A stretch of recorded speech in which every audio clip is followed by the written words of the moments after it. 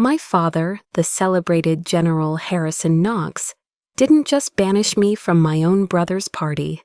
He pushed an ice-cold glass into my hand and whispered, "The porch is for disappointments." What he and all his decorated guests didn't know is that this disappointment is the one person the Pentagon now fears most. This is my story. My name is Taylor Knox, and I am 32 years old. For the last 3 hours, I've been driving through the dense pine forests of North Carolina, heading toward a place I once called home, Fayetteville. The air that rolled through my open window was thick, carrying the scent of pine needles and damp earth, a smell that used to mean safety. Today, it felt like a warning. As I pulled my sedan onto their street, the scent changed. It was instantly, powerfully familiar. The smoky, sweet perfume of slow-cooked pork from a charcoal grill. The party for my brother was already in full swing. Through the manicured hedges, I could see the backyard of my parents' house, a sprawling brick colonial teeming with life. Laughter, sharp and loud, punctuated the low hum of conversation. It was the sound of a world I no longer belonged to. I took a deep breath, my heart a tight knot in my chest. Just be invisible, get through it. Say hello, congratulate Caleb, and leave. It was a mantra I'd repeated for the entire drive. I came out of a sense of duty, or maybe something more foolish. A tiny, stubborn sliver of hope that this time it might be different. Stepping inside was like walking into another dimension. The air conditioning was a cool shock, and the house was filled with the cheerful cacophony of celebration. Officers in their crisp army dress uniforms stood in confident circles, their wives beside them in tasteful summer dresses. They were all orbiting one person, the gravitational center of this universe, my younger brother, Captain Caleb Knox, the golden son of General Harrison Knox. He was laughing, his teeth a flash of white, his shoulders broad and strong. He was everything I was supposed to be. I moved along the edges of the room like a ghost, my movements practiced and quiet. I saw my mother, a vision of Southern grace, refilling a bowl of punch, her smile never faltering. Her eyes swept the room and passed right over me, not out of cruelty, but because she simply wasn't looking for me. My goal was the drink station. I just wanted a glass of sweet tea, something cold to hold on to. As I reached for the large glass pitcher, beaded with condensation, my Aunt Margaret saw me. For a split second, her eyes met mine, and in them, I saw a flash of raw, undeniable pity. She immediately turned away. That glance said everything. In this house, my presence wasn't a joy. It was an inconvenience to be managed. The call for dinner came, a soft wave of movement guiding everyone toward the back of the house, where long tables had been set up under the sprawling oak tree, decorated with starched white tablecloths and patriotic centerpieces. I lingered by the doorway, knowing there was no place card with my name on it. That's when I felt him. I didn't need to see him. I could feel the shift in the atmosphere. My father, General Harrison Knox. He moved with an unshakable authority that commanded respect in war rooms and on parade grounds. He stopped beside me, his polished black shoes gleaming. He didn't say a word. He simply placed his hand on my shoulder. It wasn't a warm, affectionate touch. It was the firm, calloused hand of a commander. A guiding pressure that was both gentle and absolute. He steered me without a word away from the dining tables and toward the sliding glass door that led to the back porch. When we reached the threshold, he leaned in, his face close to my ear. His voice was a low, cold whisper, a frequency meant only for me. "Caleb worked hard for this night," he murmured, his breath smelling faintly of bourbon. "Don't let your shadow fall on it. Your place is out there." Then, just as quickly, he was gone. He turned, his posture straightening, his face reforming into the mask of the perfect, genial host. He left me standing there, frozen, his words echoing in the silent space he had created. It wasn't a suggestion, it was an order of exile.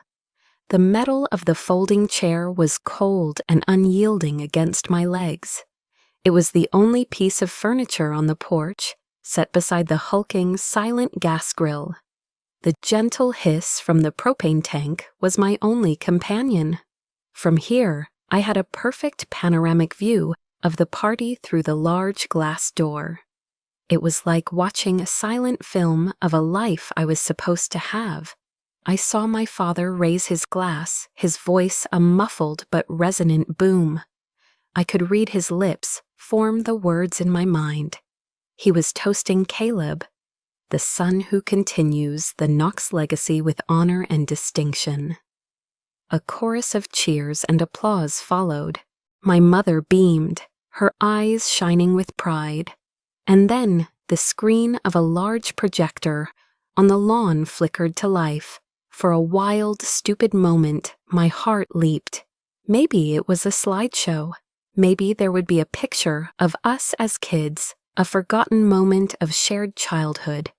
But it wasn't a slideshow. It was a single, professionally taken photograph. A new family portrait. There were 3 people in it, standing in front of this very house, wreathed in Christmas lights. General Harrison Knox, his wife beside him, and their son, Captain Caleb Knox. The 3 of them smiling, perfect. The picture had been taken last Christmas, months after I had been home for a brief, tense visit. They hadn't just forgotten to include me.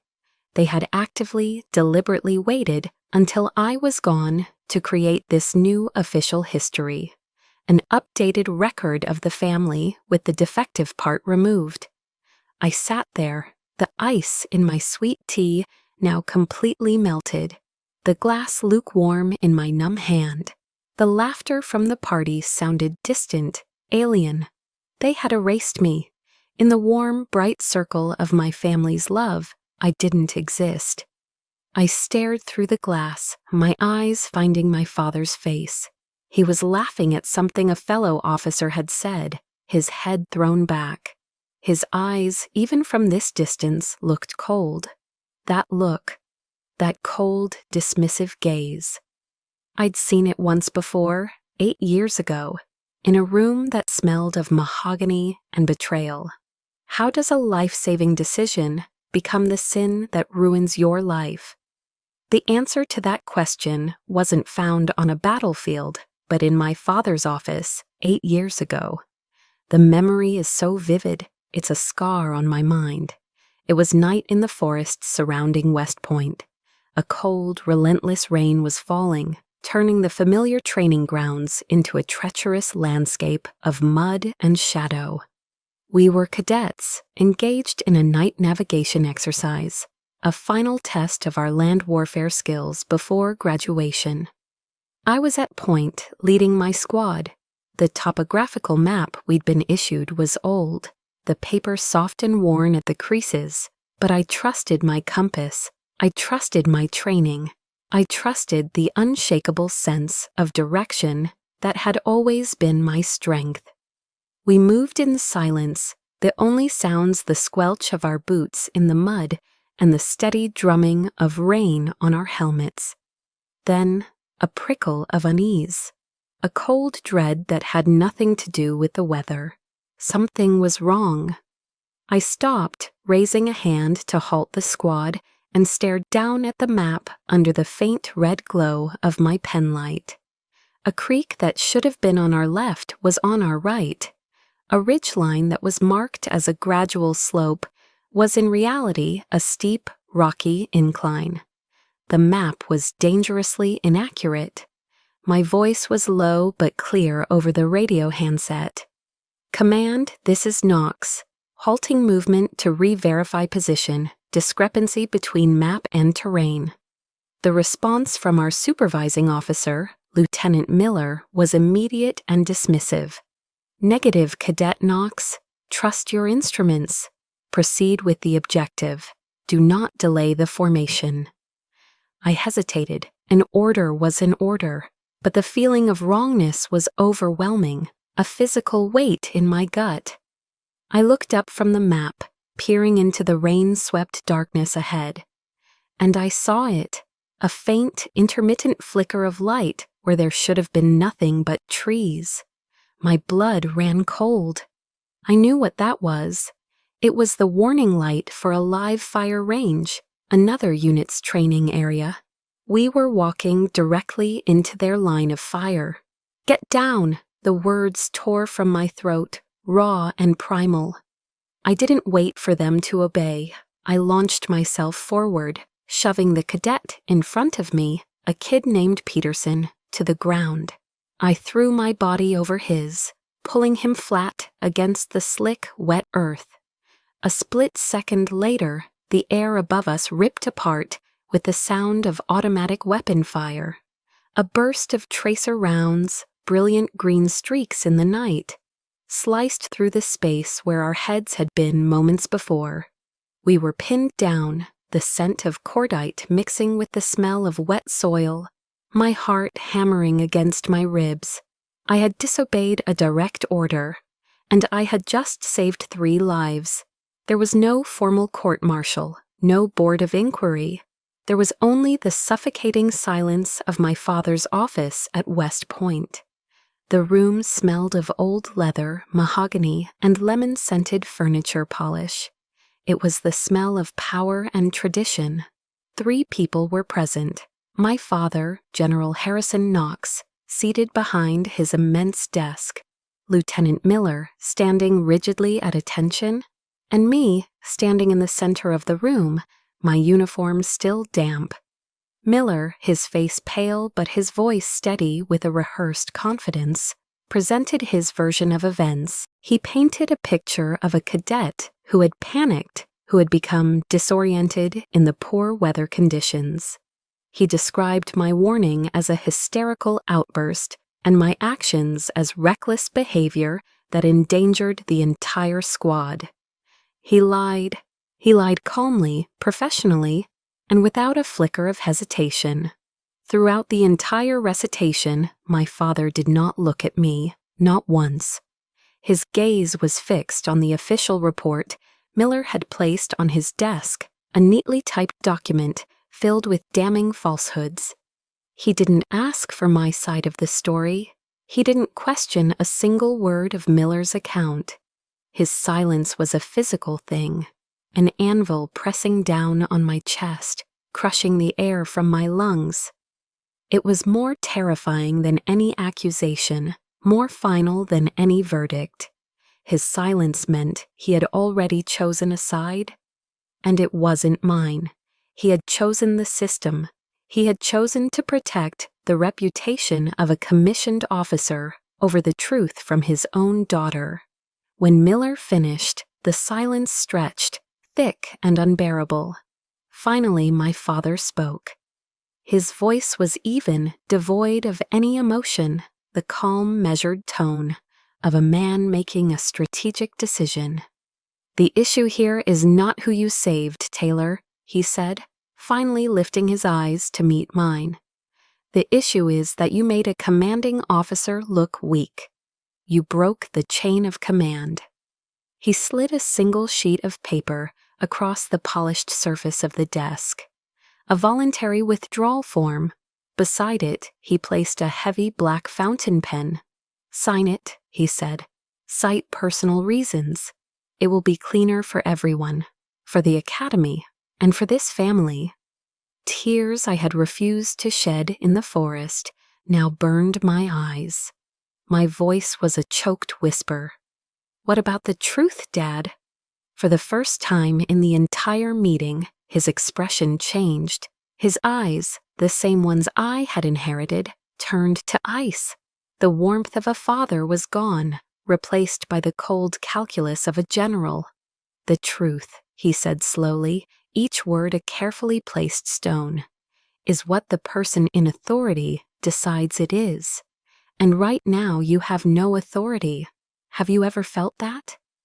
That moment when you realize your truth, the very facts of what happened, simply don't matter to the people who hold power over you? He pushed the pen closer to me. Sign the paper for the honor of this family. My hand trembled as I picked up the pen. The weight of it felt impossible. It was a weapon aimed at my own future. I looked at my father, searching for a flicker of doubt, a trace of love, a sign that he was being forced into this. I found nothing, only the unyielding resolve of a man protecting his legacy. I signed my name. The ink bled onto the page, a final dark stain on my dream. With that single stroke, I wasn't just leaving West Point. I was signing the death warrant for my own soul. My signature condemned me. They thought they had erased me, buried me under the weight of their lies. But they didn't know one thing. When you have nothing left to lose, you can become anyone. And I chose to become a ghost. For 3 weeks after West Point, the world had no grand purpose for me. My new reality was the 11 p.m. to 7 a.m. shift at a Waffle House off a lonely highway exit outside of Richmond, Virginia. The air, thick with the smell of sizzling bacon and burnt coffee, clung to my clothes and hair. My life was measured in coffee refills and orders of scattered, smothered, and covered hash browns. I spent my nights wiping down sticky syrup from the laminate countertops, my reflection a pale, hollowed-out version of the woman I used to be. The shame was a constant, low-grade fever. This was the bottom. One night, as I was mopping the checkered floor, my cheap burner phone vibrated in my pocket. A blocked number. I almost ignored it, but something made me answer. "Is this Knox?" a woman's voice asked. It was calm, level, and devoid of any emotion. "Who is this?" I replied, my voice raspy from disuse. She ignored my question. "Be at this address tomorrow at 1400 hours. Come alone." She gave me an address in Arlington and hung up. The next day, I took a Greyhound bus, my meager belongings in a single backpack.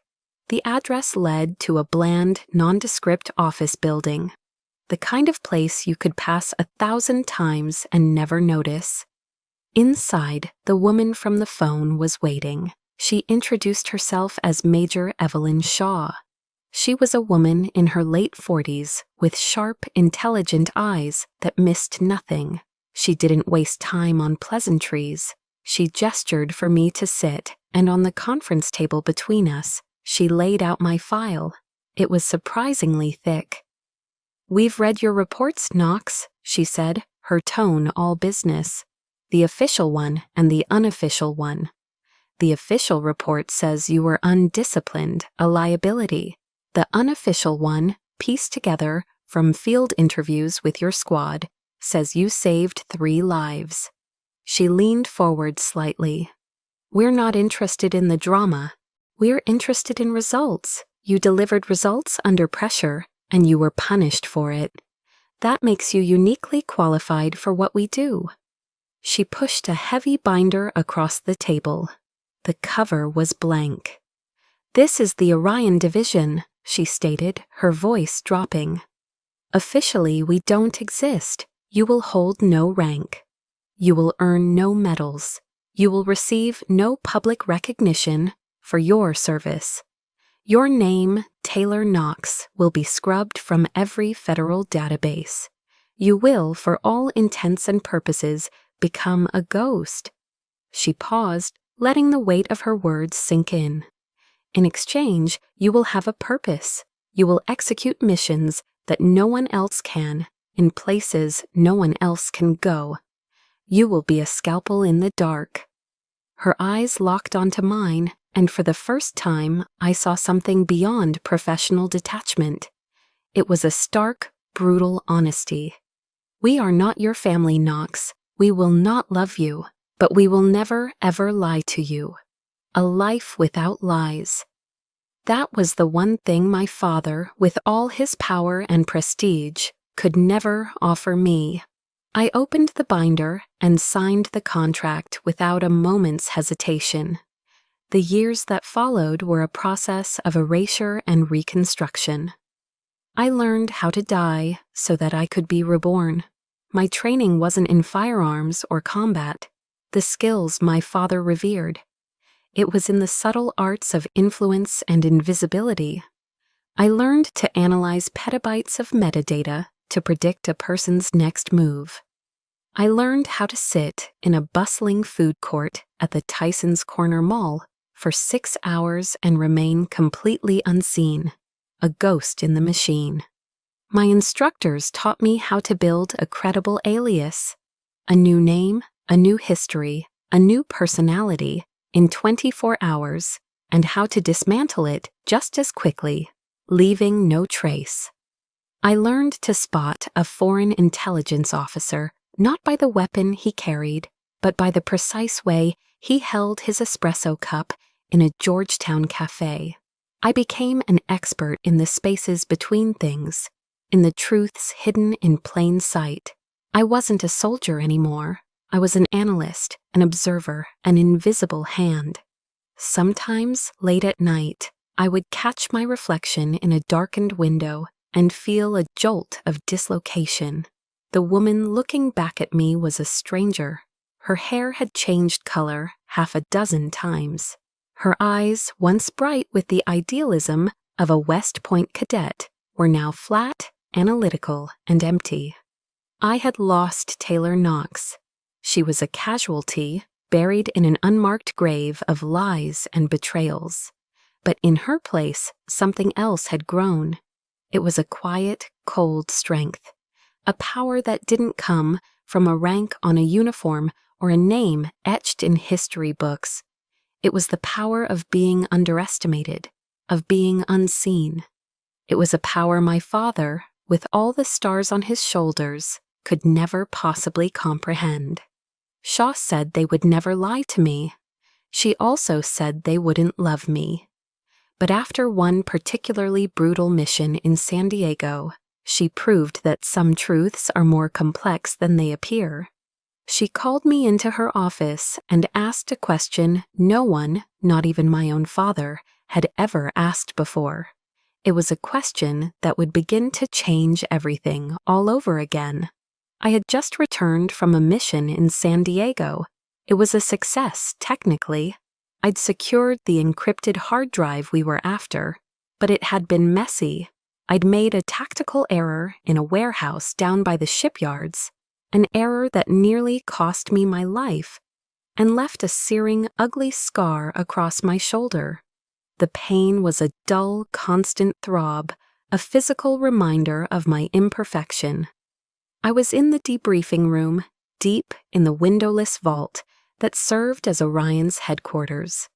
The only light was the cold, artificial glow from the overhead fluorescent panels. The only sound was the low, steady hum of the server racks that lined the walls, the building's mechanical heartbeat. I handed my after-action report to Major Shaw, now Colonel Shaw, after a recent, unannounced promotion. The report was concise, factual, and omitted any mention of my own fear. I stood before her desk, my body rigid, my posture perfect. I was braced for the inevitable critique, the harsh, systematic breakdown of my mistake. This was the military way. It was my father's way. You perform, you are judged, you are found wanting. You do not show weakness, you do not make excuses. I steeled myself for the verdict, my focus entirely on controlling my breathing. The silence in the room stretched on, amplifying the hum of the machines. Colonel Shaw finished reading, her expression unreadable. She placed the report neatly on her desk, aligning it perfectly with the edge. She didn't look at it again. Instead, she lifted her gaze and looked directly at me. "The report is excellent, Knox. You accomplished the objective," she said, her voice its usual measured tone. She paused for a beat, and in that small silence, something shifted. Her voice, when she spoke again, was softer. "But I'm not asking about the mission. I'm asking about you. Are you okay?" The question hit me with the force of a physical blow. It was so unexpected, so entirely outside the parameters of our professional relationship, that my carefully constructed defenses crumbled. "Are you okay?" 3 simple words. In the 8 years since I'd left West Point, in my entire life before that, no one in a position of authority had ever asked me that question. My father had asked if I had followed orders. He had asked if I had upheld the family name. He had never once asked if I was okay. The question bypassed my intellect and struck something deep and buried, a part of me I thought had died long ago. A hot pressure built behind my eyes. To my horror, tears began to well up, spilling over and tracing hot tracks down my cold cheeks. They were the first tears I had shed in years, and once they started, I couldn't stop them. It was a silent, racking sob, a complete and humiliating loss of the control I had worked so hard to maintain. Evelyn didn't say a word. She didn't look away or show any sign of discomfort. She simply reached into her desk drawer, pulled out a box of tissues, and pushed it across the desk toward me. She waited, giving the silence the space it needed. When my sobs finally subsided into shuddering breaths, she spoke again, her voice gentle. "General Knox was wrong, Taylor." It was the first time she had ever used my first name. "He taught you that strength is the absence of weakness, that to be vulnerable is to fail. But that's a lie we tell soldiers to make them effective. It's not a truth we should live by." She leaned forward, her gaze direct and kind. "Real strength isn't about never falling. It's about facing your own brokenness and having the courage to stand back up anyway." Her words resonated with an eerie familiarity. They were echoes of a voice I had been listening to secretly for months. On sleepless nights when the ghosts of my past were too loud, I'd listen to podcasts on my phone, the volume turned low, absorbing the teachings of a researcher named Brené Brown. She spoke about the power of vulnerability, about how courage wasn't the absence of fear, but the willingness to step forward into it. In that cold, windowless vault, a stranger, my commander, was giving me the validation my own family had denied me. She saw past the operative, past the asset, and saw the person. She saw the wound. That day, in the heart of that secret world, a seed of rebellion, a quiet determination to reclaim my own story, finally began to sprout. The quiet satisfaction I felt after leaving Colonel Shaw's office didn't last long. A few hours later, I was overseeing a data transfer in a secure mobile command unit parked near Fort Liberty when my encrypted phone buzzed. It was a scrambled number, a ghost from a past I had tried to bury. I knew instantly who it was. My thumb hovered over the screen, a flicker of the old hesitation, the old fear. I crushed it and answered the call, holding the phone to my ear without saying a word. Silence. Then his voice, familiar and yet horribly changed. It wasn't the calm, authoritative tone of General Harrison Knox. It was a low, guttural roar, vibrating with barely contained rage. "What the hell are you doing down there, Taylor?" The sound of my first name was a shock. He never used it unless he was furious. "Sergeant Major Thorne just called me to report that his men were ordered to salute you." "General Knox, ma'am? What kind of ridiculous charade are you playing? Are you actively trying to embarrass this family?" He didn't ask how I was. He didn't ask what I was doing for a living. His only concern was how my actions, actions he couldn't even begin to comprehend, reflected on him. The rage, the accusations, it was all about his reputation. After all these years, I was still just a problem to be managed, a loose variable threatening his perfect equation of honor. I remained silent. My silence had always been a source of frustration for him. He saw it as defiance, as a failure to engage on his terms. As I listened to his breathing, heavy and ragged over the secure line, I realized my silence was no longer about fear. It was a strategy. Let him talk. Let him reveal himself. My lack of response seemed to fuel his fury. "Who do you think you are?" he spat, the words dripping with contempt. "A West Point dropout, and you have a command sergeant major saluting you? You are defiling the Knox name." The accusation was so predictable, so perfectly in character, that a cold, sharp clarity cut through me. The old pain, the sting of his disapproval, was gone. It had been replaced by something harder, something colder. "I'm just doing my job," I said, my voice level and detached. He let out a short, barking laugh. It was a sound of pure derision. "Your job? What's that? Working retail? Tending bar? Listen to me, Taylor. Whatever little game you're playing, it ends now. I don't know how you got that security clearance, but I will get to the bottom of this. I will find out what you're doing, and I will put a stop to it. Do not test me." And there it was, the final straw. He wasn't just indifferent to my life, he was actively hostile to it. He threatened to destroy whatever I had built for myself, not because it was wrong, but because it was unknown to him, beyond his control, and therefore a threat to his pristine public image. 8 years of silence, 8 years of swallowing my truth, of letting their narrative define me as a failure. 8 years of hoping that some part of him, some sliver of the father I once idolized, might still exist. All of it evaporated in that single venomous threat. The tremor in my hand wasn't from fear. It was from a pure, unadulterated rage that felt as clean and sharp as a shard of glass.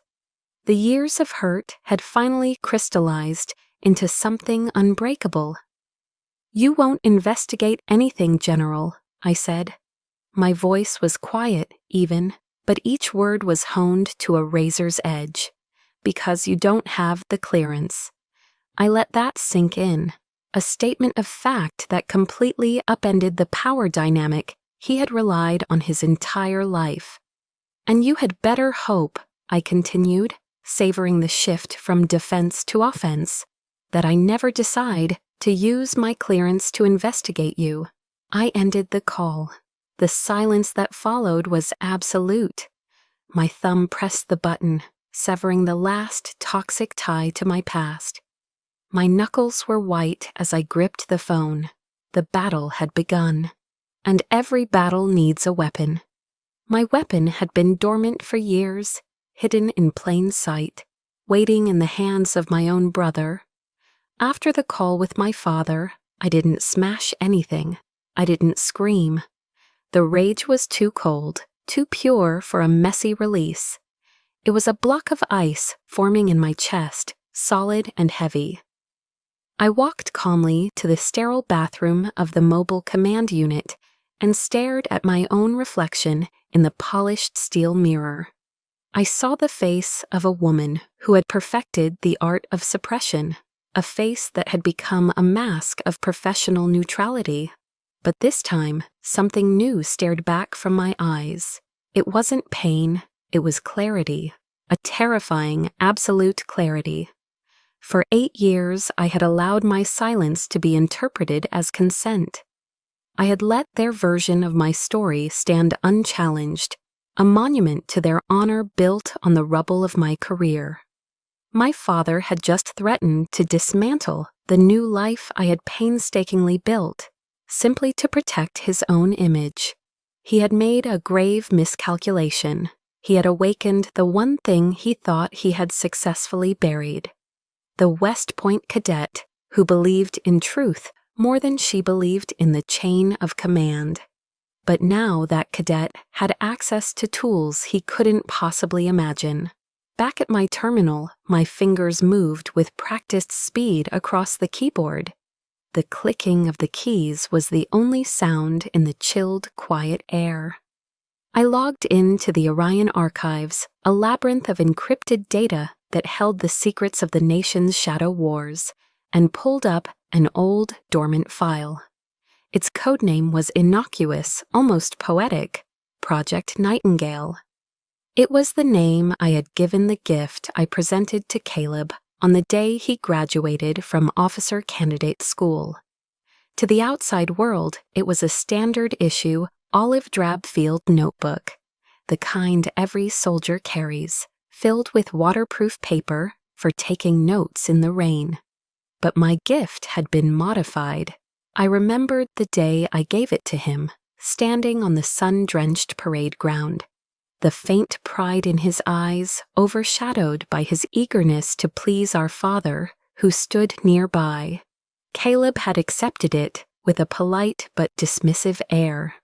"Thanks, sis," he'd said, flipping through the empty pages with a cursory glance.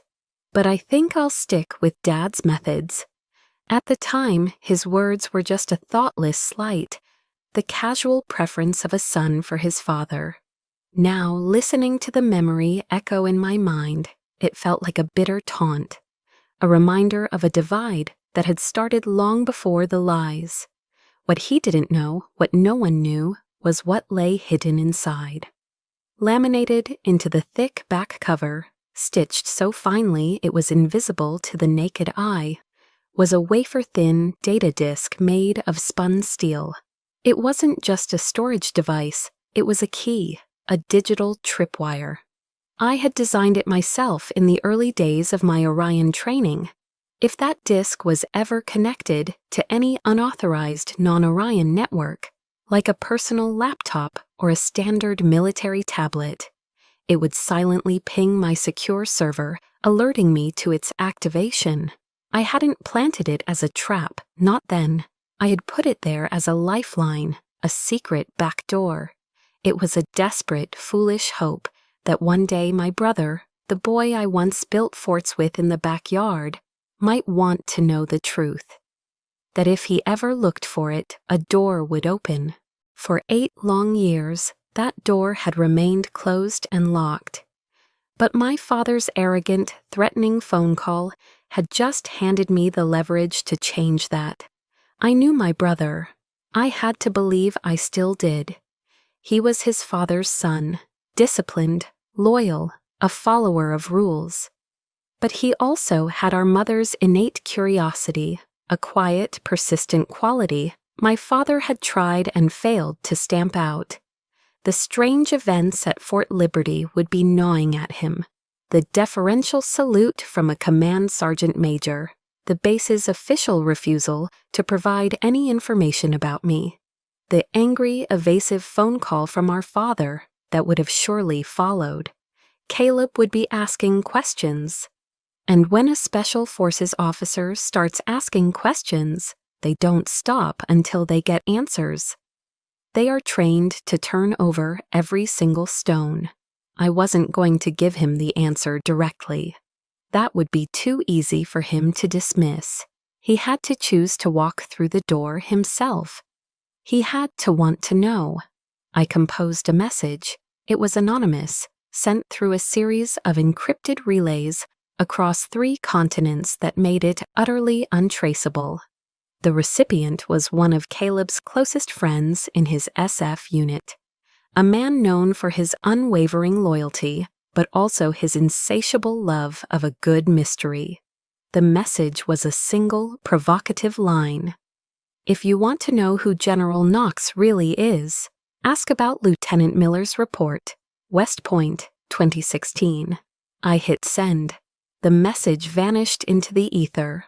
I had done my part. I had planted a seed of doubt in the most fertile ground possible.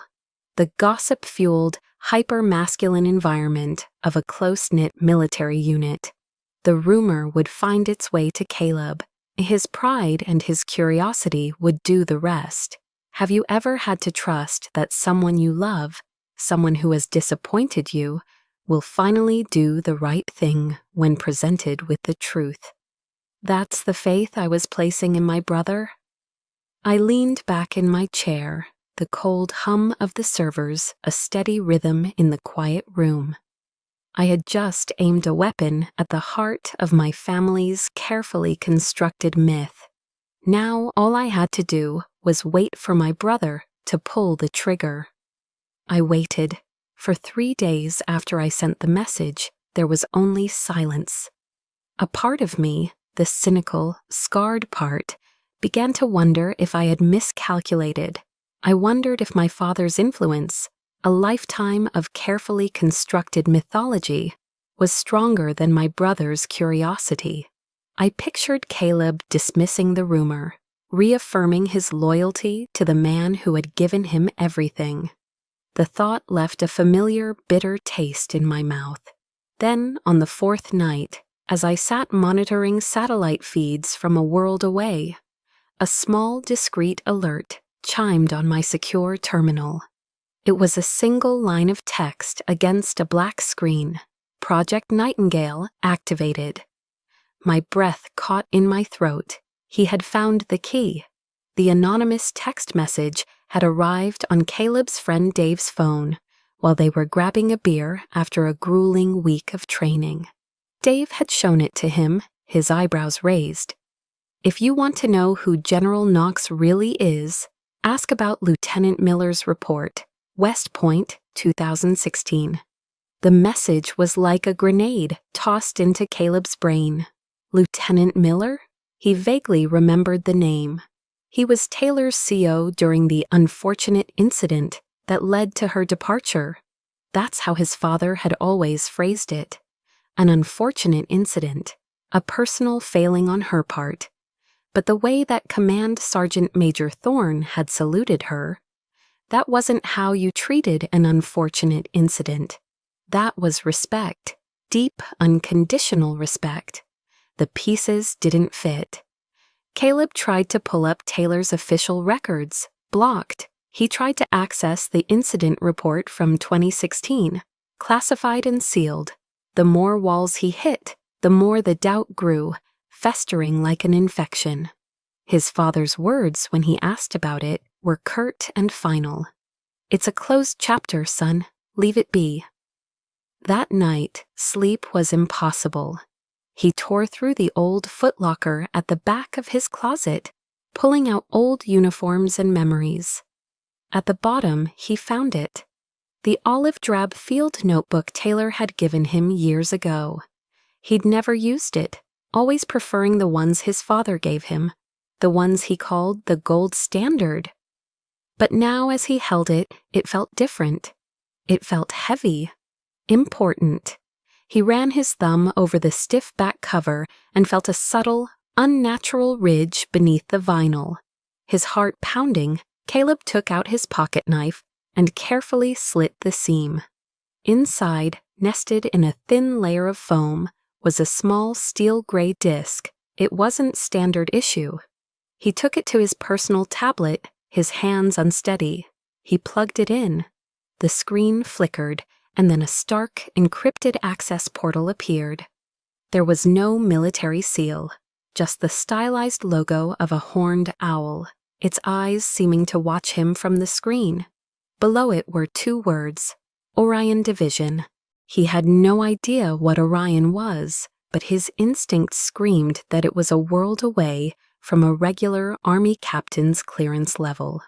There was only one accessible file, a scanned PDF. It was Lieutenant Miller's original after-action report. Dated the day after the incident, Caleb read it, his world tilting on its axis. He read how Cadet Knox had correctly identified a critical navigational error, how she had defied an incorrect order to save her squad from walking into a live fire zone. He read Miller's own words, praising her, superior reflexes, and decisive action under extreme duress. He had recommended her for a commendation. Then a second document loaded beside the first. It was the official report, the one his father had shown him years ago.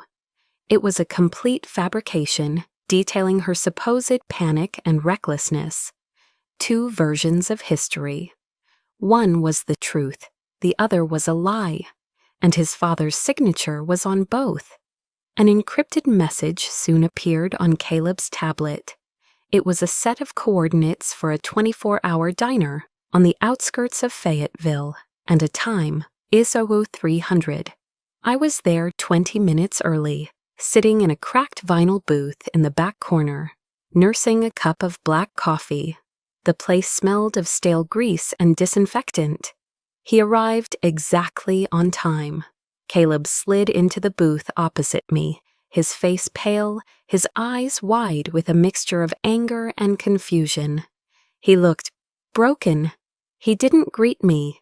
He just placed his tablet on the sticky tabletop, the screen still glowing with the two conflicting reports. "What is this, Taylor?" he asked, his voice a harsh whisper, trembling with the effort of keeping it low. "What the hell is this?" I looked at him, my brother, the golden boy whose path had always been so straight and clear. Now, for the first time, he was lost. I didn't answer his question. I didn't need to. He already had the answer. I just held his gaze, my own expression unreadable. "That's the choice, Caleb," I said, my voice quiet but firm. "It's always been the choice, between Dad's legacy and the truth." I let the words hang in the air between us, heavy and sharp. "You've spent your whole life living by the first one. Now the question is, do you want to know the second?" He stared at me, his jaw working silently. The entire foundation of his world, the bedrock of his identity, had just been shattered. For the first time in his perfect gilded life, my brother didn't know how to answer. Caleb had made his choice. We didn't take this to a military court. A court-martial would have been a public spectacle, a circus for the media. I had arranged for something else, something quieter, colder, and far more terrifying for a man like my father. It was officially called a procedural integrity hearing before the Federal Security Review Board. Unofficially, it was a trial in the heart of the shadow government. The hearing room was located in a SCIF, a sensitive compartmented information facility, deep underground in an annex building in Washington, D.C. No windows, soundproof walls, and a single, heavy steel door. It was a place where careers and legends came to die in silence.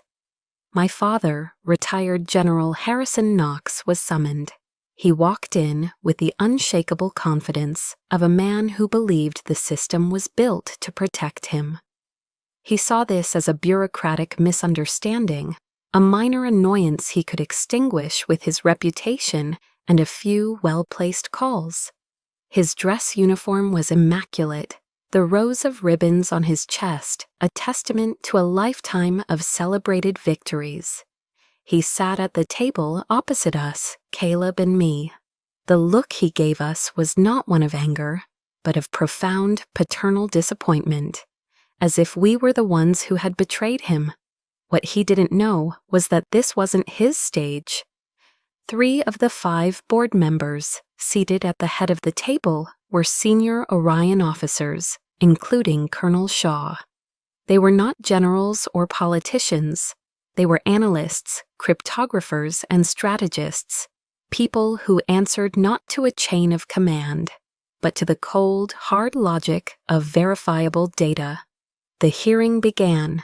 I remained seated, my voice calm and dispassionate, as I was prompted to present the evidence. I felt like an automaton, simply executing a program. One by one, the exhibits were displayed on the monitors in the room. First, Lieutenant Miller's original, glowing report of my actions at West Point. Second, the falsified report that had ended my career.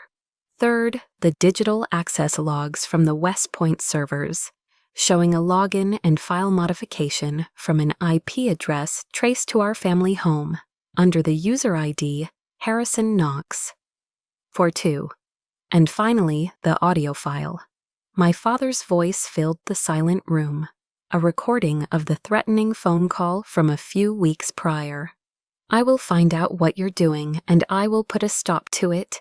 Do not test me. The lead panel member, a stern-faced man I knew only as the chairman, turned to my father. General Knox, do you dispute the authenticity of this evidence? My father's confidence had begun to fray at the edges, but he held his ground. He cleared his throat.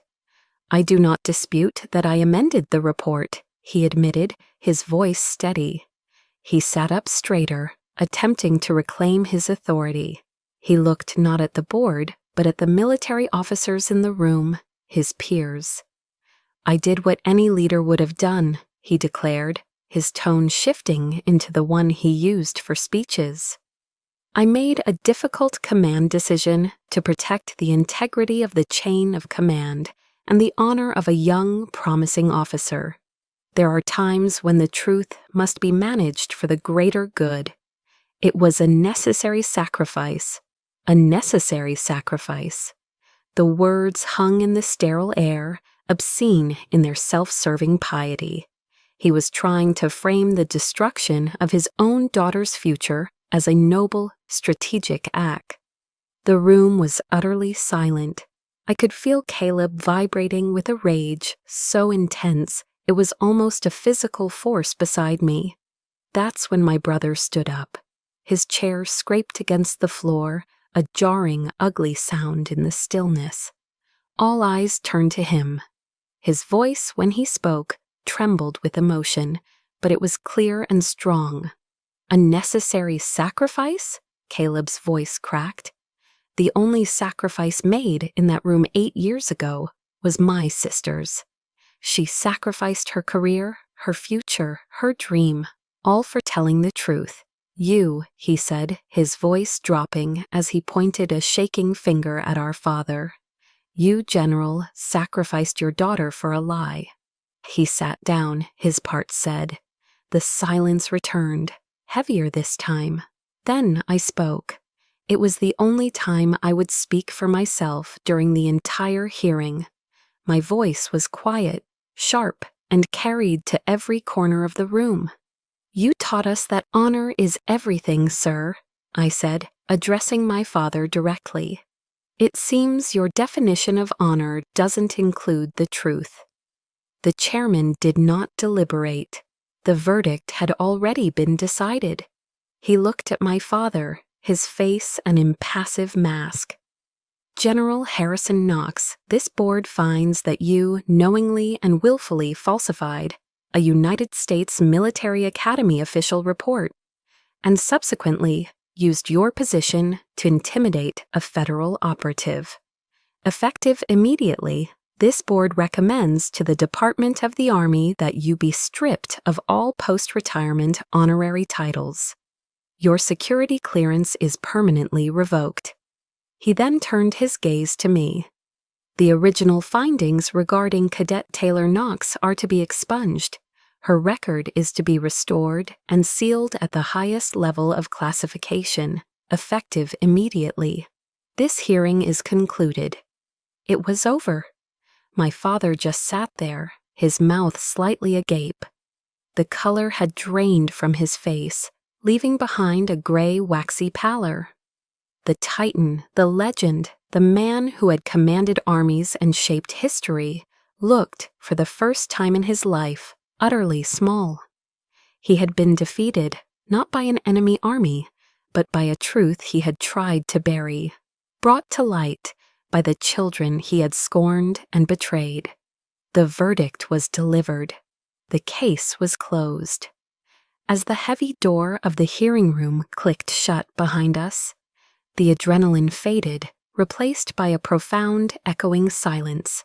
We had won, but I knew the real war, The one inside our family had only just begun. Caleb and I walked out of the sterile government building and into the humid afternoon air of Washington, D.C., without saying a word. The sky was a uniform leaden gray, a perfect mirror of our shared mood. There was no triumphant feeling of victory, no cathartic release that I had perhaps foolishly imagined. The adrenaline from the hearing had evaporated, leaving behind only a profound, hollow exhaustion. We had won.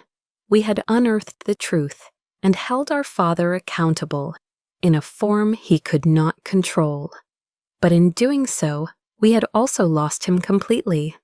We had lost the idea of him, the grand, heroic illusion of family that we had clung to in different ways for our entire lives. We drove back to my small, sparsely furnished apartment in Arlington in a heavy silence. The quiet wasn't uncomfortable. It was necessary. It was the vast, empty space left behind after a detonation, a space to process the seismic shift that had just permanently altered the landscape of our lives. We had brought down a titan, but in his fall, the entire structure of our world had come down with him. That evening, as I sat staring at the city lights through my window, my phone rang. The caller ID showed a number I knew by heart but hadn't saved, our mother. My hand hesitated.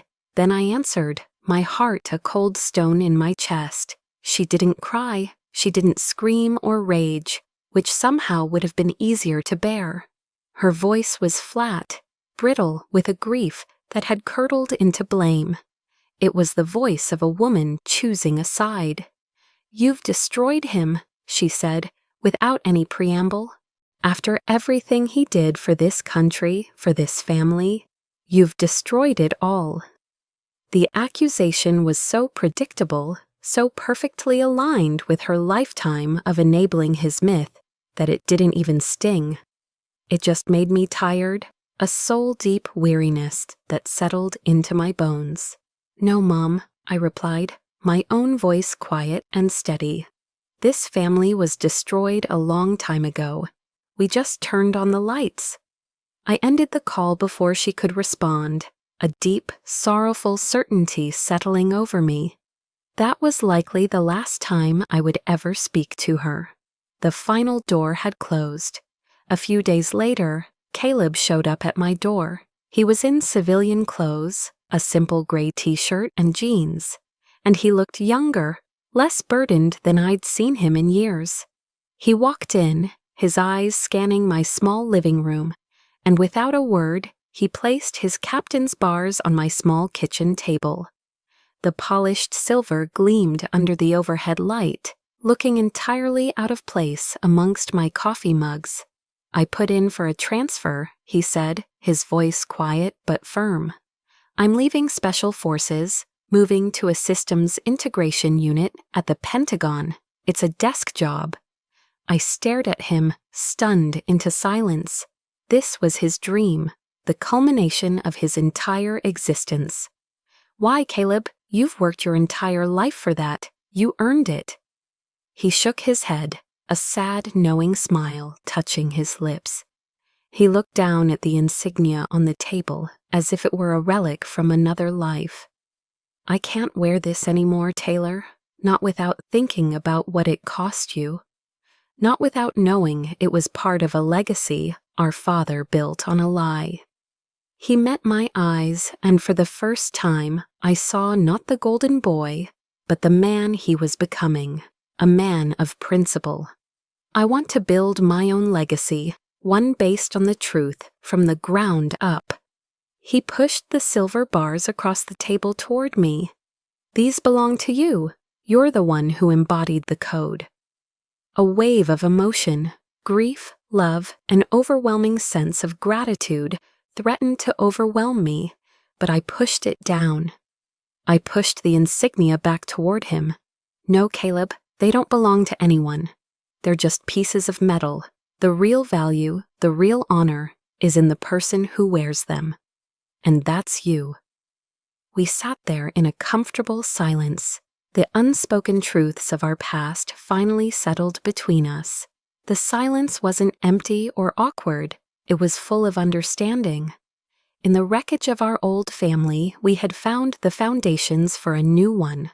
We were a unit of two now, a found family forged in a painful shared truth. I knew in that moment what our future would look like. Holidays would be quiet, just the two of us, maybe with a takeout pizza and a rented movie instead of a grand formal dinner. There would be no more dutiful phone calls to our parents. The family home in Fayetteville was a foreign country we would never visit again. And yet, looking at my brother, a profound sense of peace washed over me. It was a stark, lonely peace, but it was real. It was ours. We had drawn a line in the sand with fire, and for the first time in our lives, we were both standing on the safe side of it, the side where the truth lived. 6 months later, the sharp edges of the past had begun to soften. Caleb settled into his new desk job at the Pentagon, working in the same sprawling complex as me, though in a different, unclassified world. Once or twice a week, we'd meet for lunch, grabbing gyros or tacos from one of the food trucks that lined the streets nearby. We talked about normal things, a movie he wanted to see, a frustrating bug in a software update, the perpetually disappointing Washington Commanders football team. We never talked about our parents. We didn't need to. Their absence had become a quiet, normal part of our new reality, a silence that was peaceful rather than heavy. One sunny afternoon, as we were finishing our lunch, Caleb reached into his pocket and placed a small, simple silver pin on the table between us. It was a solid, unadorned shield with no words or rank inscribed on it. "I had this made," he said, his voice quiet. "It's not a rank, it's our unit insignia, the Knox unit." I picked it up. It was heavy in my palm, solid and real. I felt a warmth spread through my chest, a feeling so unfamiliar it took me a moment to recognize it as joy. I pinned it to the inside of my jacket, a secret emblem of our new allegiance. A week later, I was preparing for a new mission, a long-term assignment overseas. Before I left, I took a walk to the National Mall. I found myself drawn to the Vietnam Veterans Memorial, a place I hadn't visited in years. I walked along the polished black granite wall, my fingers tracing the thousands of names etched into its surface. Each name was a story, a sacrifice, a legacy. My father had always been obsessed with legacy, but his was a hollow monument built on sand, an image polished to a high shine to hide the emptiness within. Staring at that wall, at the quiet dignity of those names, I finally understood. A true legacy isn't what people say about you when you're alive. It isn't about titles or honors or the stories you tell about yourself. A legacy is the sum of your quiet actions, the right choices you make when no one is watching. It's the truth you leave behind for others to build on. Legacy isn't what you inherit, it's what you create.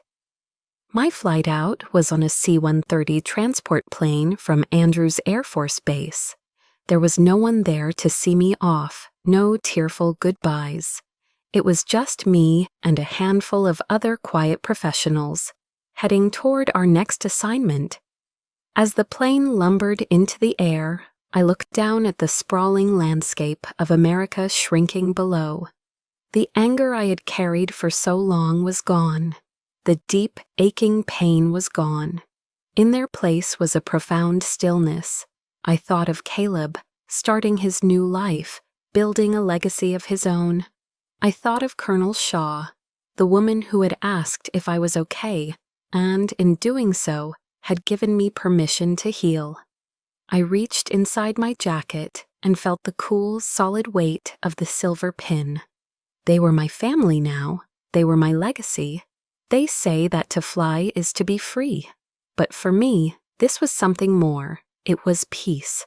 The kind of peace you can't be given, the kind you have to fight for tooth and nail. The sky before me was vast and open, a clean slate. And for the first time in a long, long time, I didn't feel like I was running from anything. I was flying toward myself. That day, high above the clouds, I realized my story wasn't about the family I'd lost, but about the one I had built, with Caleb, with Colonel Shaw, with myself. It was a story of finding my own truth. And maybe you have a story like that, too. A moment where you had to choose your own path, a time you had to redefine what family and honor mean to you. If my journey has resonated with you, please subscribe to our channel. Your story matters, and by joining us, you help us share more tales of resilience and hope. Thank you for listening.